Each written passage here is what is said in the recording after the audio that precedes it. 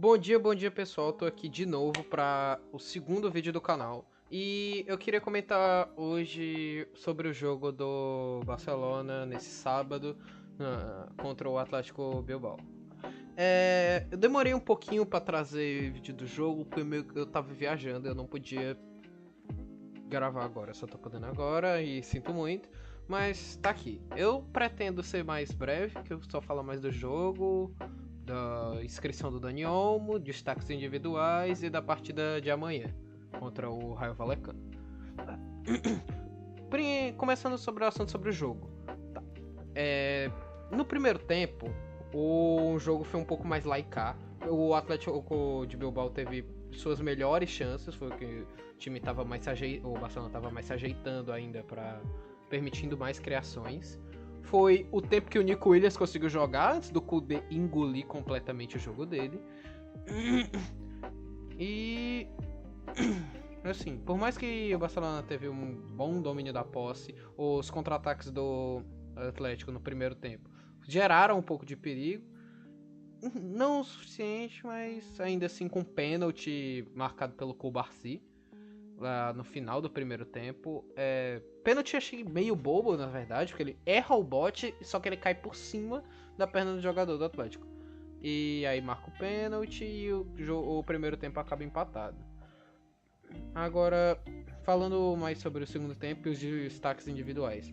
Eu queria destacar muito a partida, principalmente desses três aqui. O Pedro, o Rafinha e achei interessante do Marc Bernal. E, na verdade, é do Koundé ainda também, cara. O que ele fez, principalmente no segundo tempo contra o Nico Williams. O Nico Williams foi o jogador que mais tentou criar, porque ele é a estrela do time do Bilbao, agora foi camisa 10, e ainda acho que ele queria dar um pouco mais de gás para mostrar que o Barcelona tinha perdido ele e que ele poderia fazer. Mas ainda assim o Koundé conseguiu muito bem contra ele. Mas agora o Marc Bernal, ele conseguiu meio que estar na disputa com o Caçador agora para ver quem é a vaga, já que o Pedro voltou de lesão. E ele conseguiu vencer, mesmo que tipo, tenha 17 anos. O Caçador também é um garoto, tem 20. Mas ele de titular. Não foi tão bem em termos de recuperação, defesa. Não foi uau, mas teve uma boa atuação e teve muito bom na construção de bola. Ele teve tipo 94% de passes certos. Agora o Pedri, que eu queria também falar, ele jogou um pouco mais atrás. No vídeo anterior eu tinha falado que eu gostava dele na posição como meio atacante, mas ele jogando aqui ele foi muito bem. Ele tá lembrando bastante aquele Pedri da primeira temporada do Xavi, no meio de temporada que o Xavi saiu e a primeira que era foi um pouco antes das grandes lesões que tiraram ele no último jogo. Ele foi muito bem na saída de bola, foi um dos melhores jogos do Pedro, tipo, nesse período de lesão. No final da temporada passada ele também estava fazendo alguns bons jogos, ele até estava num período mais goleador. Mas nesse jogo eu também queria destacar, eu tenho alguns números aqui, o número de recuperações de bola e os números da defesa dele, o de duelos ganhos, de interceptações. Eu achei que foi muito. Ele foi muito bem. Tanto defensivamente quanto na construção, na saída de bola, que meio que me surpreendeu, porque ele não é um jogador tão disso. Tipo, a medida, comparando com ele mesmo, ele foi superior do que as expectativas, sério. E agora falando sobre o destaque do jogo. O Yamal foi eleito oficialmente o melhor da partida, que foi meio que absurdo. Mas já eu falo mais sobre ele. Mas o Rafinha, com certeza esse tá no top 5 jogos do Rafinha pelo Barcelona. Não fez gol, não deu assistência, não teve números diretos. Isso também aconteceu com ele no jogo no Valência, ele deu uma assistência, se eu não me engano, mas também fez um jogo absurdo. Mas esse Barcelona vem passando muito por ele. Porque ele, em todos os jogos ele atua em todas as áreas do campo. Eu peguei aqui alguns dados para mostrar. Olha o mapa de calor dele. Esse aqui na esquerda é o jogo contra o Valência e da direita é o jogo contra o Atlético de Bilbao. Ele tá em todos os lugares. Aí, tá aqui na esquerda. Aqui ele tava principalmente centrado mais na direita. Mas partindo pro meio, depois que o Ferran Torres saiu. Aí ele tá fazendo a dobradinha com o Yamal, mas atuando em tudo. E nesse jogo, realmente tava em todos os lugares. No segundo tempo ele tava mais jogando pela ponta esquerda, mas todas as jogadas passavam por ele. Tipo, se você pegasse o número de ataques pelo Barcelona, tipo, estavam 10 pelo meio, 10 pela esquerda e 3 pela direita. O jogo tava centrando muito mais nele do que o Yamal, que em teoria é o craque do time. Mas o Rafinha foi um absurdo nessa partida. Só pra você ver, ações com bola, 73. Se eu pegar aqui o Pedro e o Marco Bernal que destacaram. Pedro, 64 ações com bola. Ele é meio campo, ele é o da saída de bola. O Rafinha ainda teve mais que ele. E o Marco Bernal, mesma coisa, ele teve 58. 96 passes certos, que eu tinha falado. Em bolas longas também, ele foi muito bem. Mas o Rafinha, time de cruzamento, passes decisivos. Tipo, no segundo gol, o gol do 2-1, o passe, a achada que ele dá pro Pedro é absurda. Que chuta e no goleiro espalma e volta pro Lewandowski. Duelos ganhos, tanto defensivamente quanto ofensivamente. Ele sofreu muitas faltas, foi 3, eu tinha a impressão que até tinha sido mais. E também outra coisa que é bom destacar do Rafinha é o ganho que ele dá defensivamente, tanto ofensivamente quanto defensivamente. Porque ele tem muito pique. Eu acho que a não convocação dele eu acho explicada, porque ele tava suspenso e ia só jogar um dos jogos. Mas eu acho que isso ainda deu um gás a mais pra ele, que ele já tem muito. Ele participa tanto no ataque quanto na defesa. E uma coisa que eu queria destacar também sobre o Rafinha, que eu vim jogando, é a minutagem dele que tá tendo. Com o Xavi, o Rafinha normalmente era substituído em todos os jogos. Ele é ponta, cansa, corria muito, ajudava na defesa, no ataque, participava de tanto, mas ele sempre acabava substituído. E agora, com o Hansi Flick, ele tem corrido bastante ainda, muito mais, participando muito mais do jogo e não foi substituído. Ele jogou todos os minutos da La Liga até agora, foram só 2 jogos. Mas realmente dá pra ver, por exemplo, o ganho físico que tem. Falando sobre ganho físico, eu queria destacar também o time no geral. O time na temporada passada, sob o comando do Xavi, ele tinha uma fragilidade muito grande, principalmente no final dos jogos. A partir dos 70, 80 minutos, a gente podia ver que o Barcelona morria. E, tipo, era sempre mais atacado. Eu lembro um jogo que foi contra o Atlético de Madrid, o Barcelona ganhou até de 1-0 com o gol do João Félix. Mas o final daquele jogo foi uma pressão, eu não vou ter os dados aqui, mas foi uma pressão absurda. Não sei se alguém estava assistindo aquele jogo, foi o jogo do segundo turno. Mas o time também tomava pressão de qualquer coisa, sobre a Almeria, 3-2, qualquer time da parte de baixo da tabela, qualquer time que apertasse levava contra o Barcelona. Por exemplo, foi o que o PSG fez na eliminação das quartas de final. Mas agora com o Hansi Flick vem diferente. O time permitiu até menos jogadas por parte do Bilbao no segundo tempo. E com o Valencia foi a mesma coisa. O time sempre manteve o controle total do jogo. E eu acho que também isso se passa bastante pelo meio campo aqui agora. E isso é um lado muito positivo. Ainda mais contra o time do Atlético do Bilbao, que tem um bom time, tem o Hernan Valverde, ex-técnico do Barcelona. Que foi... Eu tava insatisfeito com ele quando ele tava treinando? Tava, sim. Mas pelo que veio depois...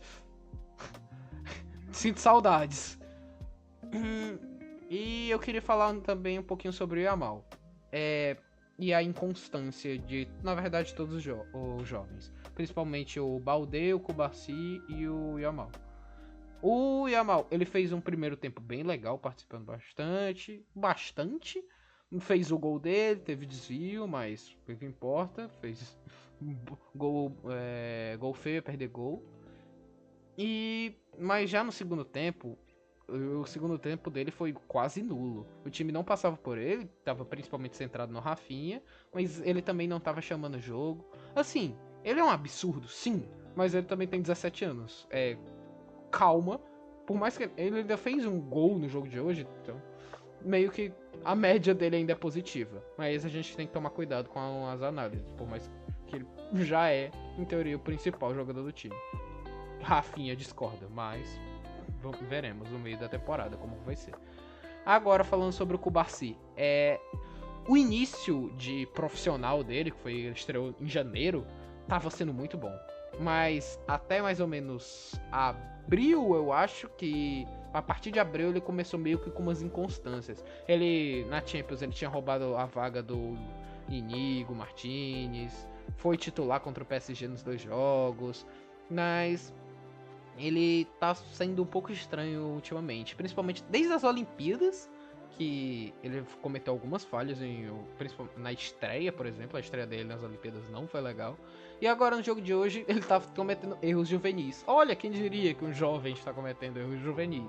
Mas, tipo, acho importante também a calma com os jogadores. Tipo, tem 3 sub-17 só nessa linha da direita. Então, é lógico que ele não sempre vai fazer bons jogos, mas ainda assim acho um baita jogador e um zagueiro pra, 15 anos no clube, pelo menos. E o Baldé? Eu gosto muito do Baldé ofensivamente, mas defensivamente ele é uma avenida igual o Cancelo. E meio que é isso. Ele também tem que melhorar muito nos quesitos de passe e sobre decisão. No jogo eu achei que ele teve muitas oportunidades de tocar a bola, que ele segurou demais e poderia ter acelerado e até gerado outros gols. Eu lembro em algumas infiltrações que o Rafinha fazia sozinho e o Baldé meio que preferia o drible ou voltava o jogo. Ferran Torres, esquece, meio que não foi uma boa participação, de novo não teve uma boa partida. Teve uma chance cara a cara, tava impedido, mas ainda assim perdeu. E eu não sei o que fazer com ele. Agora eu acho que o Dani Olmo pode jogar por aí. Eu não sei como vai ser, como que vai vai atrapalhar no posicionamento do Rafinha. Veremos ainda. E o Lewandowski. O que falar sobre o Lewandowski? Teve seu renascida. São 3 jogos na La Liga, são 2 jogos na La Liga e 3 gols. Vem sendo muito bem, tá se posicionando muito bem, participando bastante. E eu tô gostando do jogo do Lewandowski. Agora eu queria falar um pouco sobre a inscrição do Dani Olmo. Você apareceu a notícia aqui, mas é só o Hansi Flick falando que ele que treina, ele não é o Deco ou o Laporta pra ver o setor financeiro, mas o Dani Olmo já tá pronto pra jogar. Agora, tipo, o que a gente esperava, o que a gente tinha de notícia é que com a saída do Gundogan, que o salário dele era 18 milhões, o time poderia inscrever o Dani Olmo direto, só que ainda tá na regra do 3-1. Ainda saíram Fayet, saiu Vitor Roque agora, foi oficializado pelo Real Betis, sem a cláusula de medo, ou seja, ele vai poder jogar contra o Barcelona. Eu tô muito ansioso sobre esse jogo.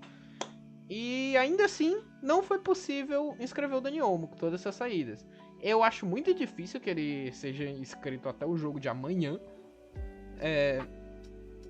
Mas tá aí. O time por enquanto tá bem sem ele. Só tenho medo porque a janela faltam 4 dias pra fechar e até agora não tão boas notícias.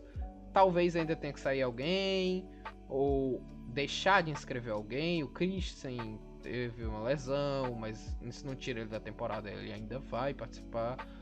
Mas vamos que ver. Seria uma ótima vender o Ferran Torres, mas infelizmente ele não tem propostas. Agora falando mais um pouquinho, eu queria falar sobre o Fermín Lopes. Ele entrou no segundo tempo, voltou agora das Olimpíadas, mas eu ainda acho o Fermín muito afobado, eu quero dizer. Ele é um pouco fominha também. Tipo, só você pegar na temporada passada, ele fez 14 gols e 0 assistências. Sendo que ele é meia, em teoria. Ele é muito bom em infiltração, chegada na área, mas eu acho que ele tem que soltar mais a bola, segurar menos, no caso. E eu acho que é isso. Agora eu queria falar que o jogo de amanhã é contra o Raio Vallecano. Um time mais fraco, mas às vezes ele dá uma complicada contra o Barcelona. Tem alguns empates, empatou na temporada passada, por exemplo. Mas fora de casa ainda.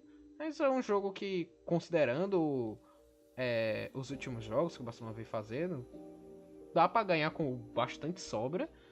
E eu não sei se eu vou conseguir assistir o jogo de amanhã, mas eu vou tentar assistir ou ver algo sobre pra comentar aqui. E eu acho que é isso. O vídeo não teve muita coisa hoje, mas obrigado por você ter assistido e valeu a todo mundo que tá aqui. Obrigado e valeu!